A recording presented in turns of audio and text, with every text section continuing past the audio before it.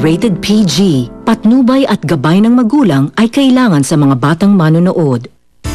Simula na ng kaabang-abang na kwento ng hiwaga at pag-ibig sa Kokak.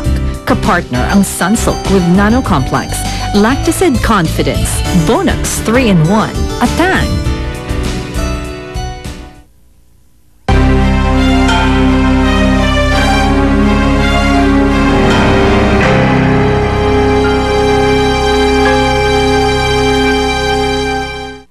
Kara, nakita mo ba yung nanay mo? Wala kasi siya sa kwarto eh. Si Renato ba, nakita mo? Hindi ko po nakita eh. Hindi kaya magkasama silang dalawa?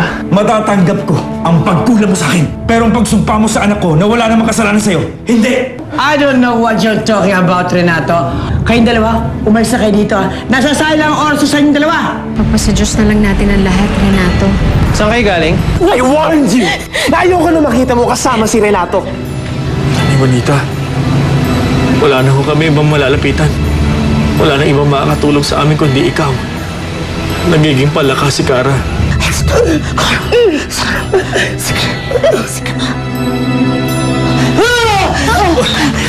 Nanay Juanita, huwag ko kayo magpapatalo.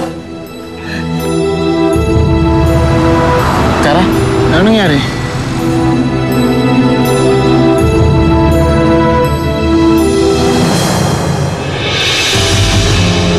Patalo!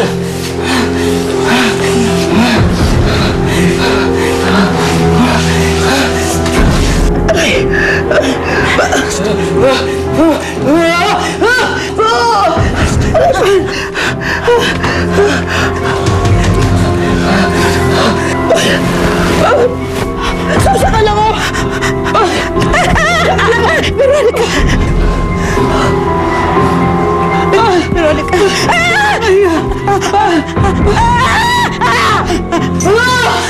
Nanay Juanita! Veronica! Veronica, anong nangyayari sa'yo? Kamusta pakiramdam mo, Kara? Ayos ka lang ba? Oo. Ayos na ako. Medyo nahilo lang ako. Ewan ko ba? Baka masyado akong maraming iniisip. Hindi ko alam.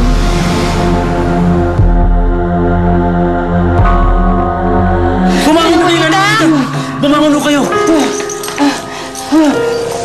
Bumangon kayo! Kaya nang tumita.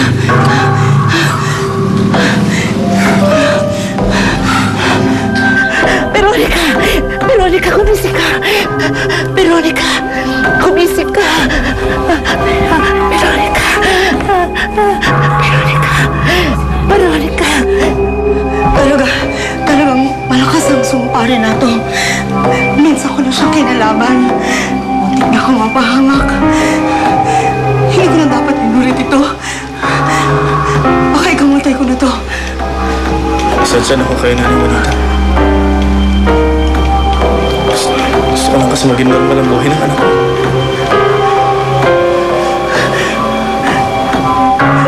Gusto ko mga kayong tulungan ni Kara ang Renato. Wala na akong magagawa. Masyadong matibay ang sumpa. Mahirap siyang alisin. Ano ko na ulit sa balang buhay ko. Maghanap na lang kayo ng mas malakas at mas magaling kayo sa akin.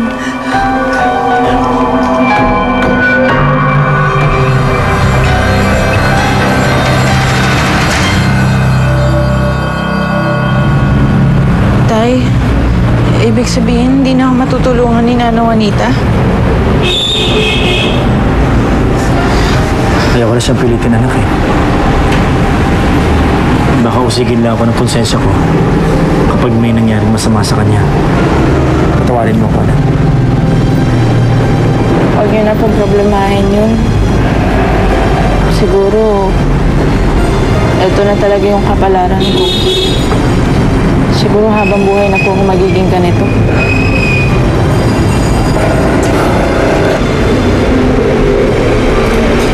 Tawarin mo ako, anak, ha? Ako ang dapat sisihin kung bakit ka nagkaganyan ngayon.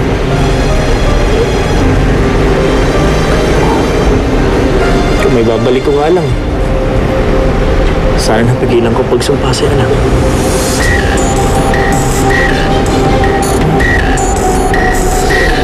Sana balik ko.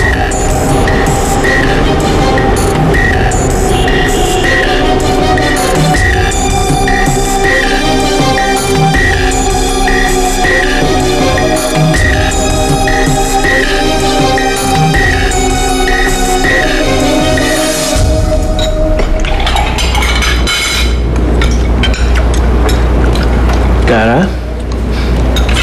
Nakita ko kayong nag-uusap ni Renato kanina. May sinasabi kaya yatang problema? Tungkol saan ba?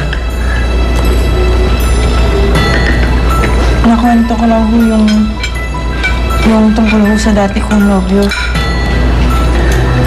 Talagang hindi mapipigilan yung closeness nyo, no? Pasensya na po kayo. Ngayon lang po ako nagkaroon ng ama. What did you say? Ama mo si Renato?